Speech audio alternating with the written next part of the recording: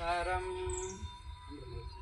వందే మాతరం సుజలాం సుఫలాం మలయజ శీతలాం సస్యశ్యామలాం మాతరం వందే మాతరం శుభ్రజ్యోత్స్నా పులకితయామినీ పుల్లకుసుమిత ద్రుమదలశోభినీ సుహాసినీ మధురభాషిణీ సుఖమాతరం వందే మాతరం.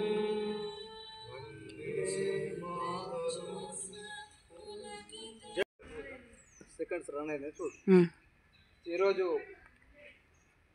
వందే మాతరం ఆనంద్ మఠ అనే నవల నుండి రచించినటువంటి శ్రీ బంకిం చంద్ర చటర్జీ గారు 1875 నవంబర్ 7వ తేదీన ప్రారంభించినటువంటి వందే మాతర గేయము ఈ రోజుకు సరిగ్గా నిన్నటికి 150 సంవత్సరాలు పూర్తి చేసుకున్న సందర్భంలో భారతదేశ వ్యాప్తంగా గ్రామ గ్రామాన వాడవాడల వందే మాతర గేయాన్ని పాడాలని కేంద్ర ప్రభుత్వం మనకు ఆదేశాలు జారీ చేసిన సందర్భంగా మన చిట్టాపూర్ గ్రామంలో కూడా ఈరోజు పాఠశాల ఆవరణలో స్థానిక ప్రభుత్వ పాఠశాల ఆవరణలో యువకులు విద్యార్థులతో వందే మాతర గేయాన్ని ప్రారంభించడానికి మేమందరం సిద్ధమైనాము.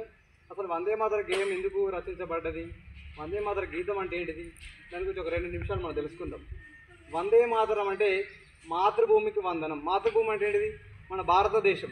భారతదేశానికి భరతభూమికి వందనం అని ఆ రోజు బంకిం చంద్ర చటర్జీ గారు ఆనంద్ మఠ అనే నవల నుంచి అందులో రాయబడినటువంటి గేయం అది. ముందుగా ముఖ్యంగా 1905 సంవత్సరంలో లార్డ్ కర్జన్ అనే వ్యక్తి బ్రిటిష్ పాలకుడు బెంగాల్ విభజన చేయడం జరిగింది 1905లో. ఆ విభజనను వ్యతిరేకిస్తూ ఆంగ్లేయులను తరిమి కొట్టాలనే ఉద్దేశంతో వందే మాతరం ఉద్యమం ప్రారంభమైంది.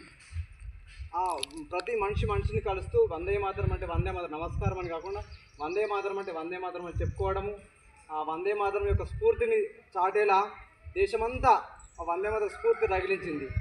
దేశమంతా రగిలించడం వల్ల బ్రిటిష్ వాళ్ళు ఈ వందే మాతరం ఉద్యమానికి జడిసి 1911 సంవత్సరంలో బెంగాల్ విభజన రద్దు చేయడం జరిగింది. అది మనకు సాధించిన గొప్ప ఘనత. 1911లో ఎప్పటిలాగా బెంగాల్ కలిసిపోయినటువంటి సందర్భం. మరి బంకిం చంద్ర చటర్జీ గారు రాసిన సమయంలో భారతదేశం అనేక విధాలుగా నష్టపోయింది. ఆకలి చావులు, అదేవిధంగా విదేశీ దండయాత్రలు, దౌర్జన్యాలు, దోపిడీలు, అరాచకాలు, పేదరికం, ఆకలి చావులతో భారతదేశం చాలా అల్లాడిపోయింది. మరి గొప్ప దేశంగా మనం భావించాలని కలలు కన్నటువంటి బంకిం చంద్ర చటర్జీ గారి ఆలోచన మేరకు భారతదేశం స్వాతంత్రం వచ్చి అనేక రంగాల్లో ముందంజలో ఉంది. ఇప్పటి కూడా భారతదేశం విశ్వగురు స్థానంలో ఉందని చెప్పడానికి మనం అందరం గర్వించాలి. అదేవిధంగా భారతదేశం స్వాతంత్రం వచ్చిన తర్వాత 1950 జనవరి 24న రాజ్యాంగ సభ వందే మాతర గేయాన్ని కూడా జనగణమనతో సమాన గౌరవంగా పొందించడంలో విజయం సాధించని తెలియజేస్తున్నాం. ఈ అవకాశం ఇచ్చినటువంటి నా మిత్రులందరికీ హృదయపూర్వక ధన్యవాదాలు తెలియజేస్తూ వందే మాతర గీతాన్ని ప్రారంభిద్దాం. అది ఆపేస్తాం.